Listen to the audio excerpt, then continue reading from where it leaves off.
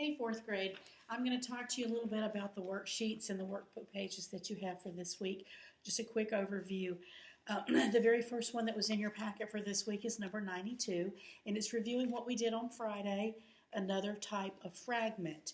And we talked about the fact that an independent clause that we label IC is the same thing as a sentence. It has a subject, it has a verb, it can stand alone as a sentence.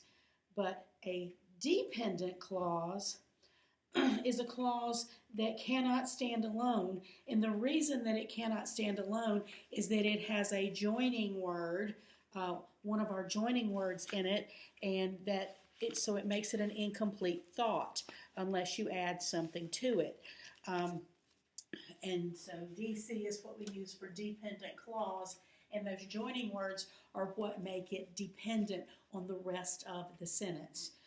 If you look at your page, look at number 1 on page 92. The instructions say to label your sentence IC or DC. And then if it is a dependent clause, you need to rewrite the sentence, making it an independent clause. So for example, in number 1, it says, since fireworks can be dangerous. Now, is that a complete thought all by itself? No, it's not. The word since is a joining word, and so because we have that, it doesn't make sense alone. You can't say that by itself, just like it is. It's dependent on something else. So you would label that DC. But you can make it an independent clause by just leaving off the joining word. So instead of saying since fireworks can be dangerous, you can just write fireworks can be dangerous.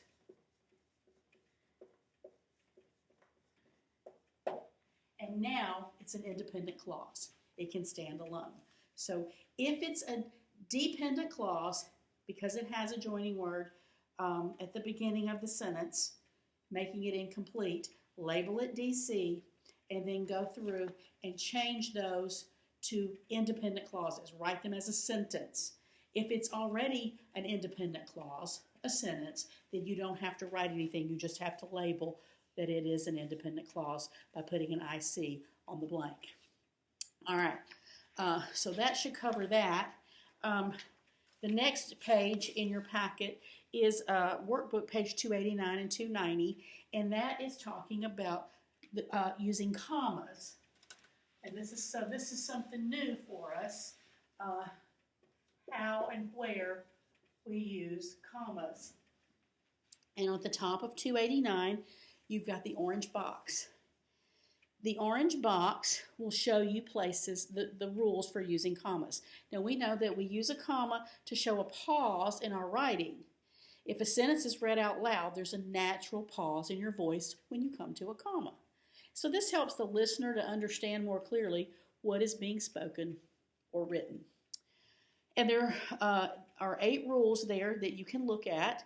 You use them in dates between the day number and the year. So in the book, they show June 15th, 2004. We can use today, April 21st, 2020. The comma goes right there between the 2 sets of numbers, the 21 and the 2020, so that you can see where the break is. You also use them between a city and a state. We live in Jacksonville, comma, Florida. You put it between the city and the state. You use them in a series of words. The sentence there in your book says the children ran, skipped, and walked on the playground.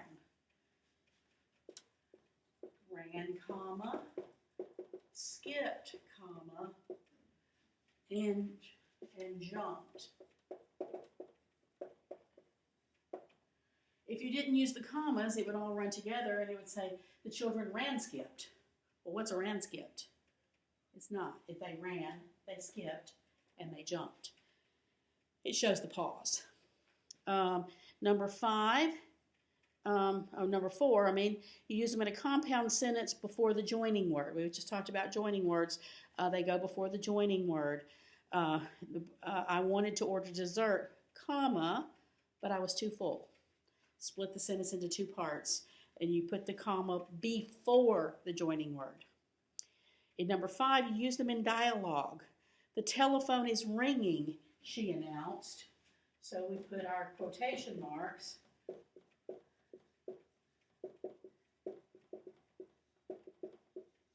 And then a comma, and you put who said it. Okay? In number 8, you use them in direct address. Dad, may I go to the park? You're talking to Dad. Dad, comma, and then what are you asking Dad? Mom, is it time for lunch yet?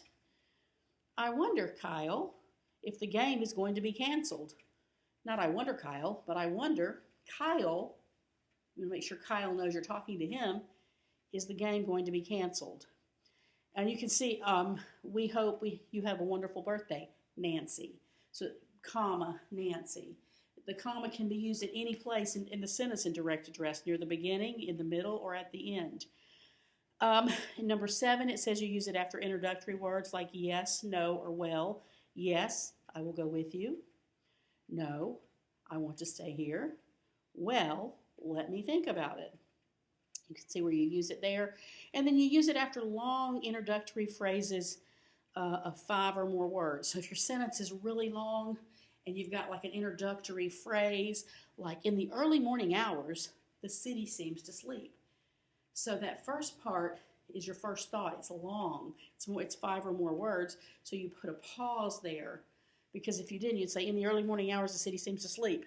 That's a big mouthful of words. You want to pause to get your thoughts together there. So you can see what the rules are, and then you can see on the guided practice on the video, the instructional video for Teacher Tools that I've sent you.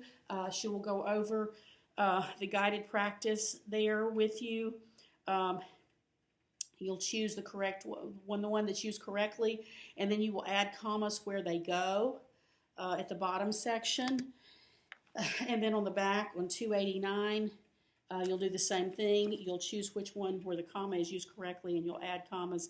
And then down at the bottom, write a sentence using yes, no, or well.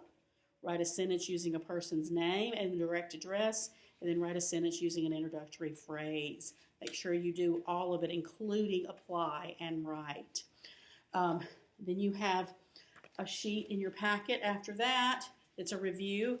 It's the same thing. You'll choose which commas are used correctly. You'll add commas. And then in this one at the bottom, you've got a paragraph. It's a little story.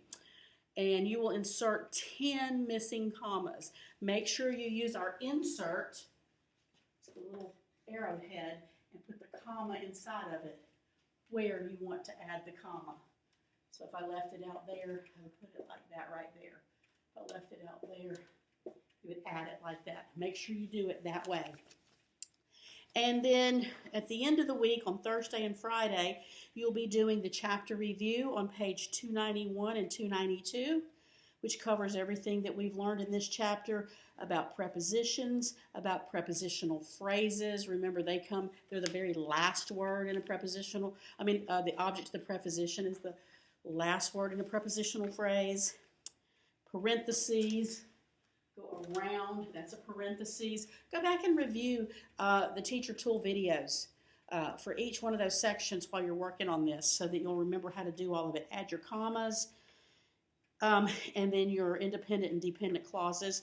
And then the last thing in your packet will be page 94 and 95, which is the chapter review quiz.